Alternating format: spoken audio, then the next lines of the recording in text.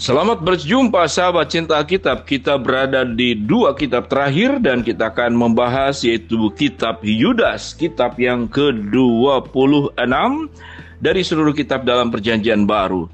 Kitab Yudas, penulis Yudas pasal 1 menyatakan surat ini ditulis oleh Yudas, saudara kandungnya Yakobus yang menulis surat Yakobus. Yudas adalah saudara kandung Yesus, seperti halnya Yakobus, Matius 13 ayat 55. Yudas sepertinya tidak mau memperkenalkan diri sebagai saudara kandung Yesus karena kerendahan hatinya dan ingin meninggikan Kristus. Tanggal penulisan surat Yudas terkait erat dengan surat 2 Petrus. Tanggal penulisan surat ini tergantung apakah Yudas yang merujuk kepada surat 2 Petrus atau malah sebaliknya.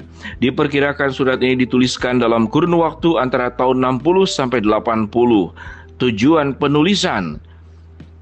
Surat Yudas menjadi surat yang penting bagi kita karena dituliskan untuk akhir zaman, menjelang berakhirnya era gereja. Era gereja dimulai pada zaman Pentakosta. Surat ini menjadi satu-satunya yang membahas kemurtatan.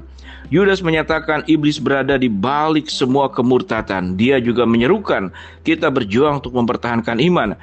Karena memang ada lalang di antara gandum. Nabi-nabi palsu menyusup ke dalam gereja dan para orang-orang kudus berada dalam bahaya. Isi surat ini pendek tetapi sangat penting untuk dipelajari, terutama untuk orang Kristen hari ini. Ayat kunci Yudas 1 ayat yang ketiga, saudara-saudaraku yang kekasih, sementara aku bersungguh-sungguh berusaha menulis kepada kamu tentang keselamatan kita bersama aku merasa terdorong untuk menulis ini kepada kamu dan menasihati kamu, supaya kamu tetap berjuang untuk mempertahankan iman yang telah disampaikan kepada orang-orang kudus. Yudas 1 ayat 17 sampai 19. Tetapi kamu, saudara-saudaraku yang kekasih, ingatlah akan apa yang dahulu telah dikatakan kepada kamu oleh rasul-rasul Tuhan kita Yesus Kristus. Sebab mereka telah mengatakan kepada kamu, menjelang akhir zaman akan tampil pengejek-pengejek yang akan hidup menurut hawa nafsu kefasikan mereka. Mereka adalah pemecah belah yang dikuasai hanya oleh keinginan-keinginan dunia ini dan yang hidup tanpa Roh Kudus. Yudas 1 ayat 24 sampai 25.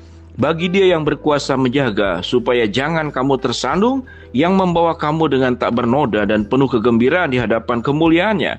Allah yang Esa, juru selamat kita oleh Yesus Kristus Tuhan kita, bagi Dia adalah kemuliaan, kebesaran, kekuatan dan kuasa sebelum segala abad dan sekarang sampai selama-lamanya. Amin. Rangkuman. Menurut ayat 3, Yudas tadinya berniat menuliskan tentang topik keselamatan, namun ia mengubah topiknya menjadi perjuangan mempertahankan iman.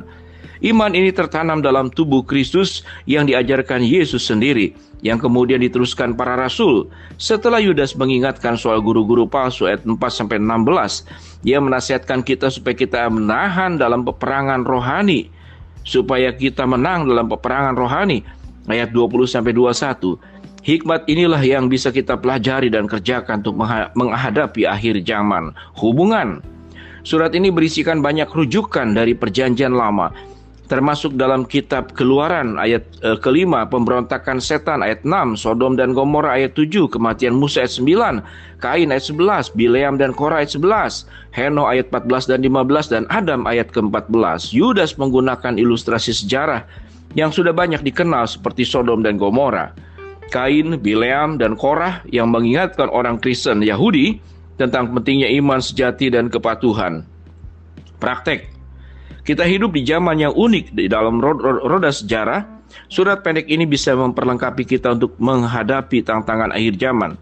Orang Kristen di zaman ini harus sangat waspada terhadap doktrin palsu yang dengan gampang membuat kita tertipu jika tidak memahami firman Tuhan dengan baik.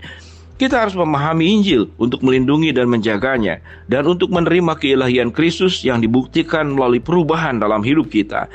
Iman yang menyelamatkan selalu menyatakan perilaku Kristus dalam keseharian kita. Hidup ini di dalam Kristus hendaknya harus diikuti dengan pemahaman mengenai firman-Nya dalam hati kita, yang didasari otoritas dari Allah Pencipta dan Bapa yang telah memberi iman untuk diterapkan.